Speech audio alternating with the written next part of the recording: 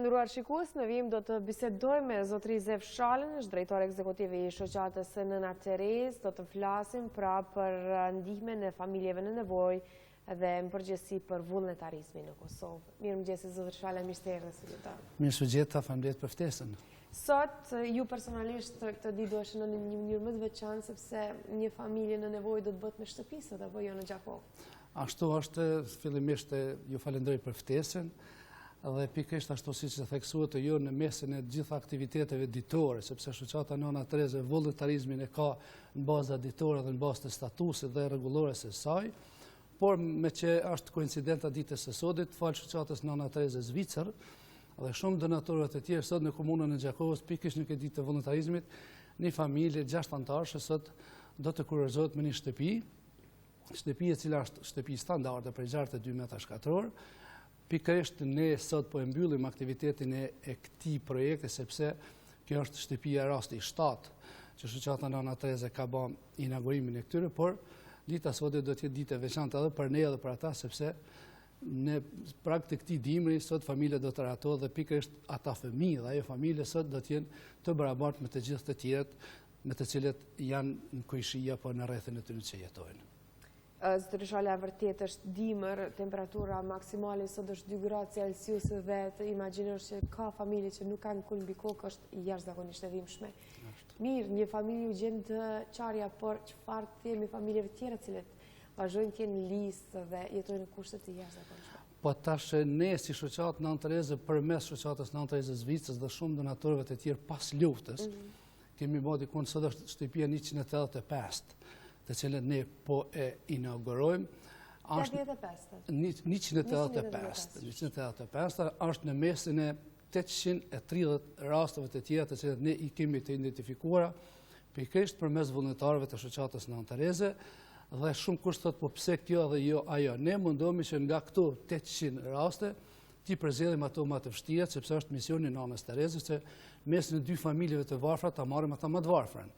Dhe pikërisht këtë familje e zgjedhin vullnetarët e mi nga tereni, të cilët në bazë ata quajmë ditore, javore, mujore, komunikojmë me ne dhe ne pastaj fal donatorëve të cilët i kemi të kontaktuar, e vizitojmë atë familje, e bëjmë shënimin e tij, e shohim gjendjen në të gjitha aspektet, por bëjmë edhe bashkëpunimin me komunën. Për shembull me komunën e Gjakovës edhe kemi bashkëpunimin sepse mjeshtrinë punën duhet ta kryejë ose komuna ose duhet ta kryejnë vullnetarët apo bamirës të tjerë. Për këtë në Gjakovë këtë punë ka kryer një familje bamirëse, e cila është kompani private, e cila mjeshtrinë ka kryer pa para. Do thotë është kontributi i tij, është kontributi i një kompanie tjetër me material ndërtimor etj, pra është një bashkëfinancim dhe në këtë mënyrë ne mundohemi që me pak para të kryejmë shumë raste. Pikërisht si vjet ne me 50.000 euro, të cilat janë donacioni shoqatës Nëna Terez Zvicrës, ne po i përfundojmë 7 raste. Dhe pikërisht këto 7 raste për ne nuk janë shumë, por përkundër kërkesave që kemi, përkundër rasteve që janë, mjafton më mirë diçka se fare. Prandaj është një kënaqësi e veçantë si për ne, si për komunën e Gjakovës, por edhe komunitetin atje që jo vetëm kjo familje, por ato të tjera të cilat i kemi rahatuar në atë kuptimin përgjithshëm ta gëzojnë një jetë më të mirë. Rastet kjo është shtatin të përgjithshëm në këtë Kosovën.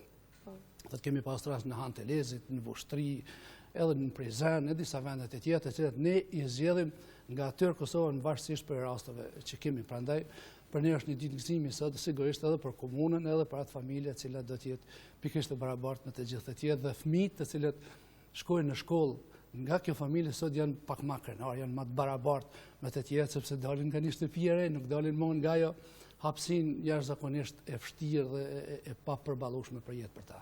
Jashtëzakonisht një lajm shumë i mirë. Zotëri Shala, zakonisht njerëzit që kanë një mirëqenie janë larg realitetit, jetojnë larg një realiteti tjetër, cilën përballen shumë familje kosovare. A mund na tregosh se sa ka raste pasi që jeni shumë afër këtyre personave dhe jeni ndjeni si nivel lokal ashtu në qendror? Po pikërisht përmes 730 vullnetarëve të mi që kanë anë kanë të Kosovës, ne i kemi të identifikuara dikon 4000 familje, të cilat kërkojnë ndihmë kohë pas kohe. Dhe ne mundohemi përmes donatorëve të ndryshëm sepse... Kur jemi të ndihma, sepse ka ndihmat lloje ndryshme, Po.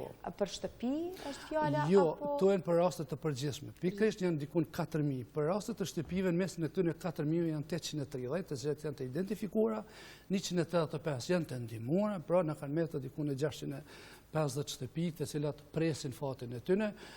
Por këto 4.000 familje janë familje të cilat kohë pas kohe na drejtohen ne, sepse ndihmat që marrin nga mirëqenia sociale, nga buxheti i shtetit janë të pamjaftueshme. Janë mjaft simbolike dhe janë familje të me numër të madh të familjeve. Pikërisht arsyet thonë pse ju po ndihmoni, por ne po ndihmojmë sepse pak pikërisht shteti ka 2 kritere jo të mira për të ndihmuar familjes. Është fjala që nëse është në asistencë sociale dhe fëmia ka në moshën 5 vjeçare, ai largohet nga asistenca sociale, që për ne është me një farë mosë diskriminues, sepse ne pikërisht atëherë konsiderojmë se familja ka nevojë të ndihmohet dhe jo të delaj nga shkolla dhe të bëhet fuqi krahu punën në mënyrë që të ndihmojë familjes. Sepse kështu po ndodh apo jo? Kështu po ndodh, janë shënimet rëndësishme se sa fëmijë kanë shku shkollën prej mas lufte deri me tani.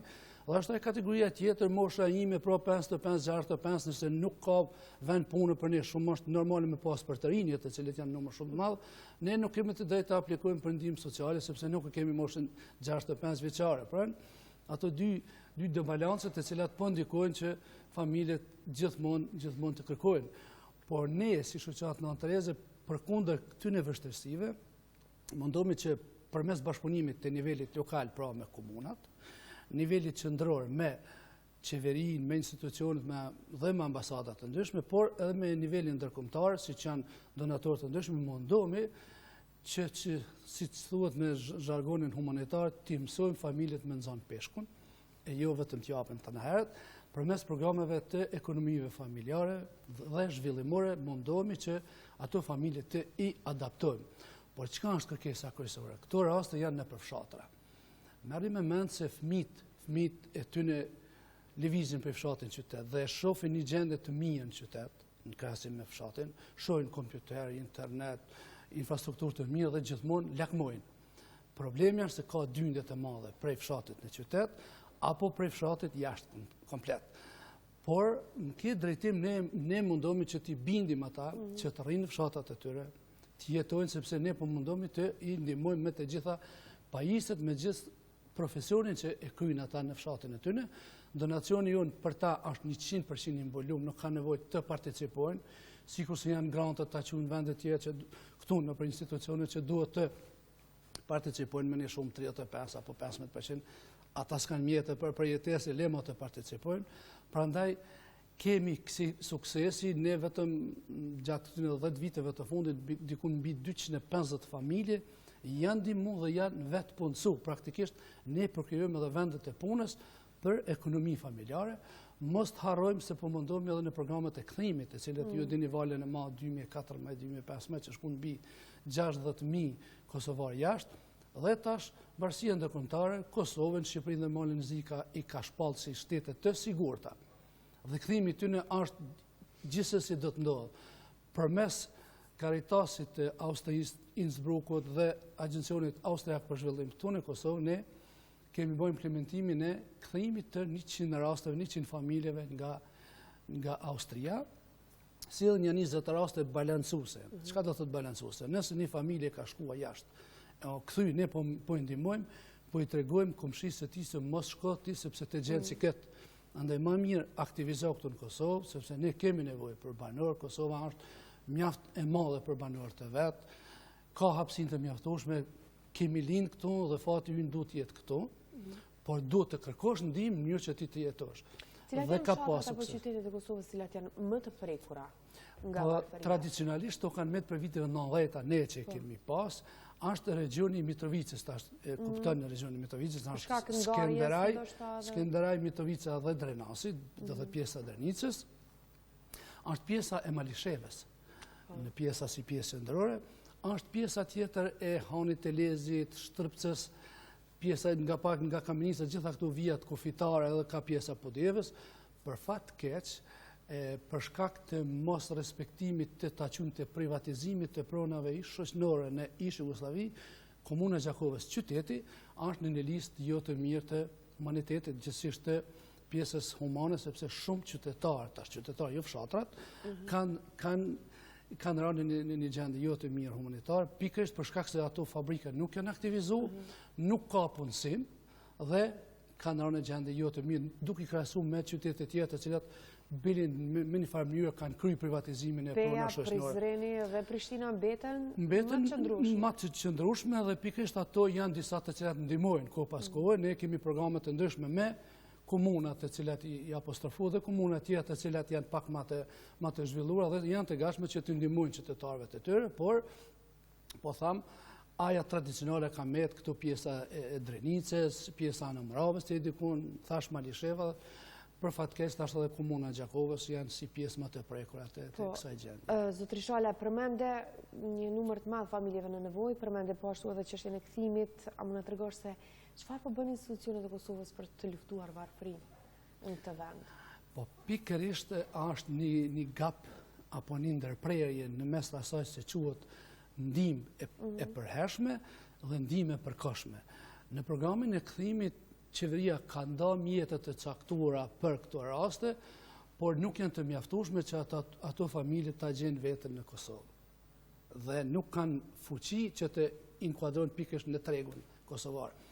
Liberalizimi i vizave ka bën veten dhe familjet nuk po mund të adaptohen, pikërisht kërkojnë punësim. Po e zgjidhja çështën e punësimit, çdo gjë do të rregullohet. Pikërisht në këtë drejtim ende shteti ka më të mbrapa, qeveria ka fonde, por nuk ka fonde të mjaftueshme sa ndan për veprimtaritë e tjera, për shembull për infrastrukturë, programet e tjera.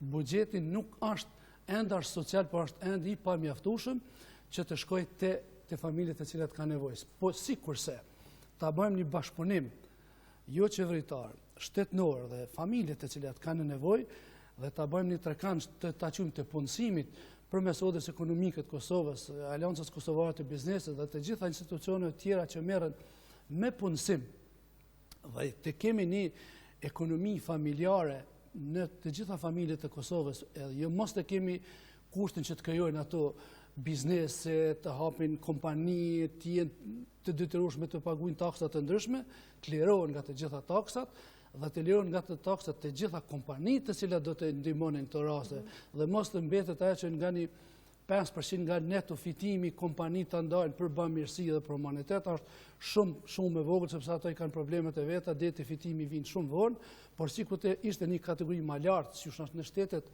rajonet dhe të Evropës, që kompania që jep të lirohet nga baza, të jetë pjesë e shpenzimit dhe ai do të jetë pak i avancuar në këtë drejtim që të jep mjete më shumë në këtë drejtim. Zotri Shala, faleminderit shumë që ishi sot prezant në studion e Mëngjesit Kosovë për na dhënë këto shpjegime. Ju urojmë shumë sukses në punën që bëni. Urojmë të ketë sa më shumë persona solidar në vendin tonë, një vlerë cilën shqiptarët e kanë kultivuar shumë gjatë. Shpresojmë se po, ju falenderoj gjithashtu për faleminderit juve. Të nderuar shikues, ndoqët bisedën e parë, në vijim kemi edicionin në orës 8, ndjekim së bashku.